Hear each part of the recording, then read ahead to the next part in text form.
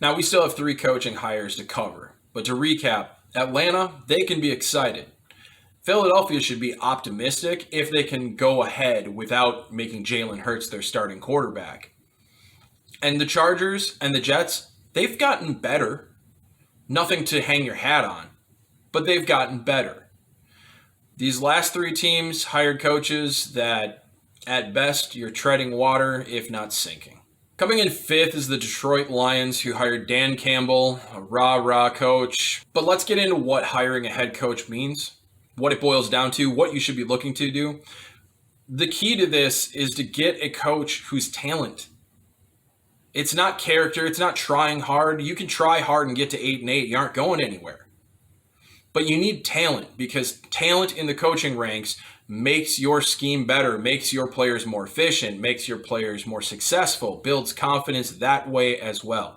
If you put people in position where they're going to struggle or they're going to fail or they're going to be mediocre, you can have all the culture in the world and they're still not going to be good. Every piece of the puzzle has to be talent. Your front office has to have talent. Your coaching staff has to have talent. Your players need to have talent. If you truly want to get somewhere in this league, you need talent. And that's what Detroit didn't really seem to pull in with this hire. Dan Campbell, great character guy, great leadership. Anthony Lynn is no different than Darrell Bevell. It's just another, tried and true retread hire. Nothing too modern, nothing too interesting. Anthony Lynn will be one to watch specifically, though, because last year what they did with the Chargers, we get to figure out this year if Steichen and Pep were the ones who drove that in the direction that would make Herbert successful, or if Anthony Lynn learned from what happened there. If Anthony Lynn didn't learn from there, then this is just an offensive coordinator. If there's anything to be excited about with the Lions, Glenn comes from a very good defensive system. He's out of the secondary, so the coverage schemes, the communications. That's one of the higher ranking jobs in a defensive staff below the defensive coordinator. But you have to look at the Saints' talent. They have a ton of talent, and they are struggling at sometimes to fill some of the holes in their system. They did a big move to get Quan Alexander to try and solidify that part. They have a lot of very difficult to find pieces in that defense, and it's going to be hard for the Lions to get their roster up to that quality. The Lions do take a small step forward with this hire, but a small step forward puts you as a team that you're fighting at 7-9, 9-7, hoping to get a playoff spot. It's not anything interesting. And we don't expect anything too bright in the Lions' future. But it continues to get darker as we go to Urban Meyer. Now, Urban Meyer is a figurehead coach in our opinion. We do not believe he will be as hands-on with any side of the ball as some people seem to think. This is a coach who lived in college on recruiting and hasn't really done a ton of coaching since Utah. What Urban Meyer's success is attributed to in most places is the fact that he has a phenomenal staff around him. Now, if we look at Jacksonville and we see the hires that they made, they brought in Bevel, they brought in a defensive line coach, Cullen from Baltimore. The whole staff as a whole looks like something that we like to call a dinosaur graveyard. And despite having Urban Meyer's flashy name at the top, that's exactly what Jacksonville was last year, a dinosaur graveyard. This is a whole collection of coaches who have been in the league for a number of years, who have shown that they don't have anything really special to their talent level, nothing really interesting in their schemes. And they put them on the group, and they all work together, and the results are blah. And what's most concerning about this coaching staff and what puts them the step below the Lions is actually the hiring of Bevel. Now, I think Bevel is a tried and true, very good coach. He has a good, solid offense. But let's talk about that offense for a second. He is in the bottom 12 of the league in pre-snap motion. He is in the bottom 12 of the league in yards after catch. He's in the bottom 12 of the league in play action. Those are 3 defining traits of modern offenses.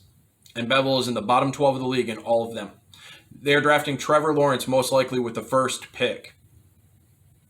And you're going to take a quarterback who we have our concerns about and put him into that type of offense. That is not a good way to get him on his feet quickly. So what we expect from this is that in a few years, Jacksonville will move on from this entire staff because they will have Trevor Lawrence in the late part of his rookie contract, and they'll be looking for a coach to fix him. Hopefully when that day comes, the Jaguars are able to hire a coach who has talent in his scheme instead of hiring a coach who's there to sell tickets. And at the bottom of the barrel, get used to saying that because it's going to be a common theme with this team for years. is the Houston Texans and their coaching hire, or should we say the hole in the ground that used to be the Houston Texans. Now, I don't have anything particularly negative to say about Culley. I don't want to harp on these coaches.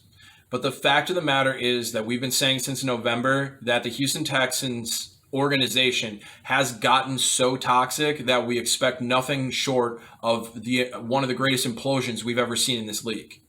Since then, the coaching hire has been a mess. The front office is a mess. J.J. Watt asked to be released, and Deshaun Watson wants out too. This isn't going to get better.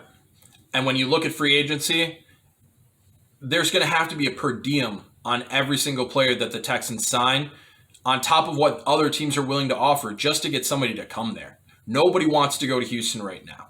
It is well known within the league that nobody wants to go to Houston right now. And as everything burns around Culley and his staff, what are they left to do? They're going to do what they can with the opportunity that they have. And if they can do anything with it, it would be nothing short of a miracle. Pretty simple to say that I expect this franchise to hit rock bottom as the years go on. They are not there yet. And I apologize to Houston Texans fans, because you're going to be wearing some bags in the stadiums when you get back in there. This is going to get extremely ugly. And I truly don't see anything that can be done to salvage that.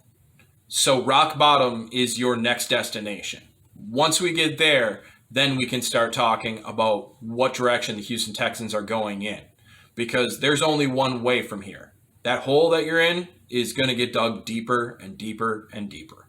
So this offseason had 7 coaching hires. We had our top 7 candidates. Only 2 of our top 7 were hired. And Staley, the defensive coordinator who we liked as a head coach, hired an offensive coordinator that makes us quite nervous. It wasn't particularly a good cycle, and we expect a number of these teams to be turning over in the next 3 years. Love you guys. We need you. Stay strong, and I'll see you on the other side.